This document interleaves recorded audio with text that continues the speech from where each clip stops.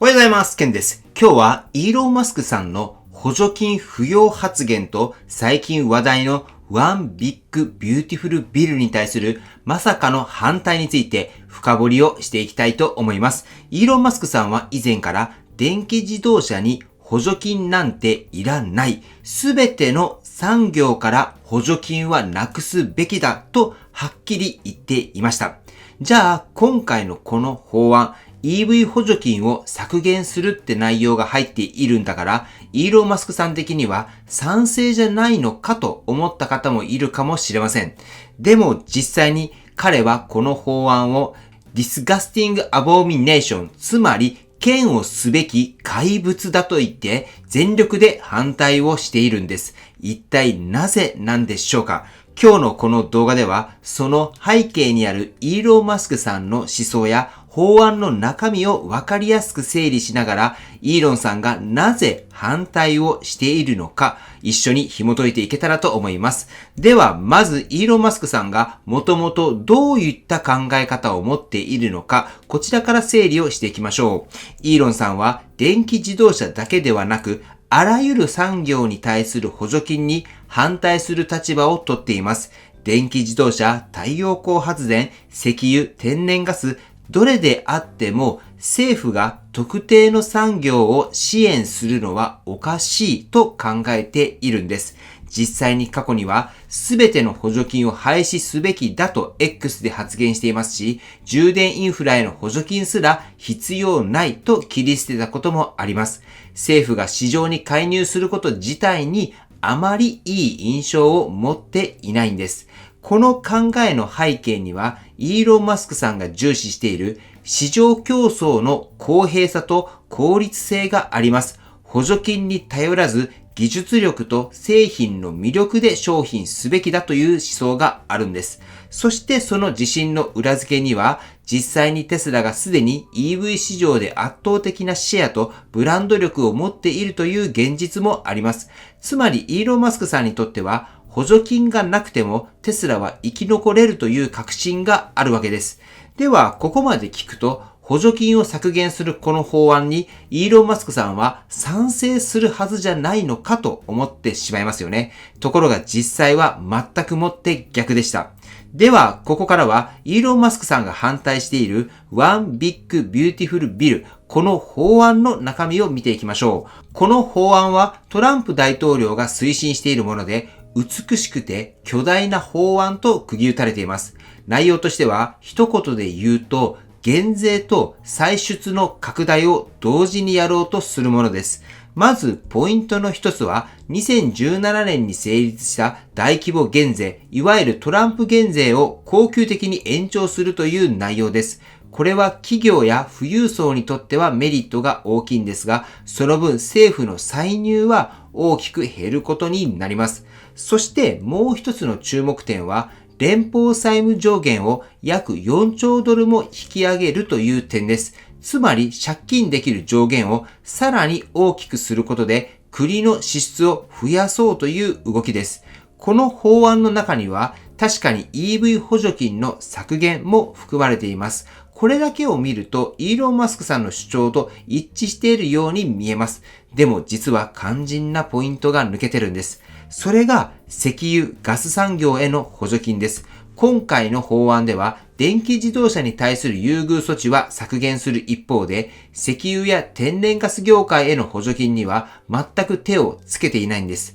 ここにイーロン・マスクさんは強い不満を抱いています。補助金を削減するならEV だけじゃなくって石油・ガスにも平等に適用するべきだという意見があるということになります。つまりこの法案は EV だけを冷遇し、既得権益側は守るという構造になっているわけです。これはイーロン・マスクさんにとっての市場の公平さ、これを歪めるものに見えてしまうわけです。さらに減税で歳入を減らしながらも債務上限を引き上げて支出を増やすという構造もイーロン・マスクさんの価値観とは真逆です。このように一見すると EV 補助金の削減という点で一致しているように見えるこの法案ですが、実際にはイーロン・マスクさんの信念とは大きく食い違っているんです。では、ここからは、なぜイーロン・マスクさんがこのワンビッグ・ビューティフル・ビルに対して、あれほどまでに強く反対しているのか、その核心部分を見ていきます。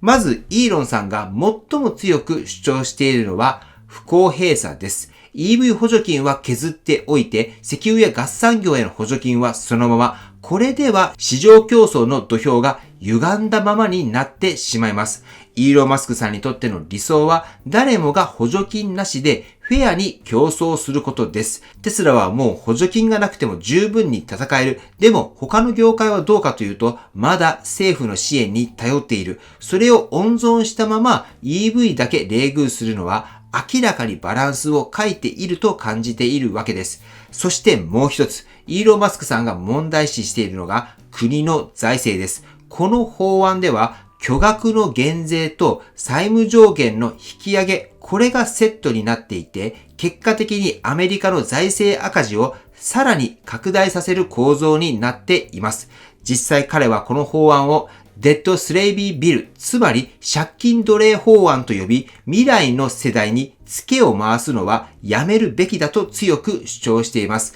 財政赤字を拡大しながら人気取りの政策を打ち出すやり方は、イーロン・マスクさんにとっては非常に無責任に映っているんです。さらにイーロンさんは、かつて自ら提案した政府効率化省同時という構想を引き合いに出して、この法案はその方向性に完全に逆行しているとも述べています。つまり補助金をどうするのかという話にとどまらず、アメリカという国の持続可能性、政策の公平性、未来への責任という大きな視点から見て、この法案は支持できないという立場なんですね。このような背景があるからこそ、イーロン・マスクさんはこの法案に対して嫌悪すべき怪物とまで言い切ったわけです。ここまでイーロン・マスクさんがなぜワンビッグ・ビューティフル・ビルに反対しているのか、その理由について見てきました。ポイントを振り返ると、イーロンさんの立場は一貫しています。補助金は全産業から撤廃すべき。市場は公平であるべき。政府は財政的に持続可能であるべき。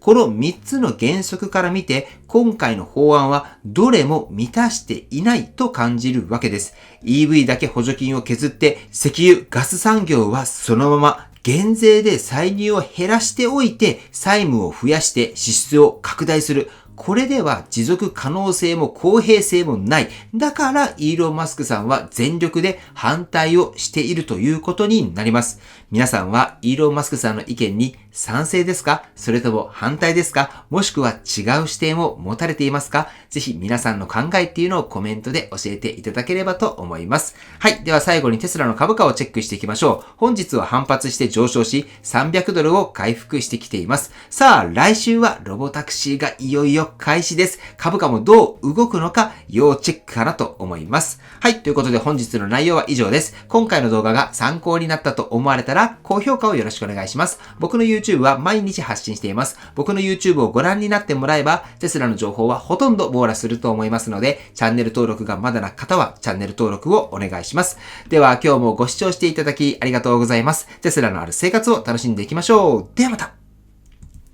追伸です。僕の YouTube のメンバーシップですが、今後は限定動画などもどんどん作っていこうかと今思っています。僕は毎日テスラ情報を発信しています。これはテスラに関して毎日テスラのインプットとアウトプットをしていることになります。またテスラ株においても YouTube のコメントだったりオープンチャットのコメントを読むことで市場の温度感っていうのが伝わってきます。もう2年以上毎日やっているので俯瞰してテスラの状態を見れるようになってきました。なので普段の YouTube では基本的に僕なりの視点っていうのは話さずにニュースを中心にお届けしていますが、メンバーシップの場合はメンバーの方しか見られないので僕なりの視点での話っていうのをしていこうかなと思っています。今その第1弾の構想を考えているところですが、今後はいろいろと動画を作ってメンバーシップ限定の動画っていうのを作っていこうかなと思っていますので、よかったらメンバーシップの方に来てみてください。はい、ということで本日も最後までご視聴していただきありがとうございます。素敵な一日をお過ごしください。ではまた。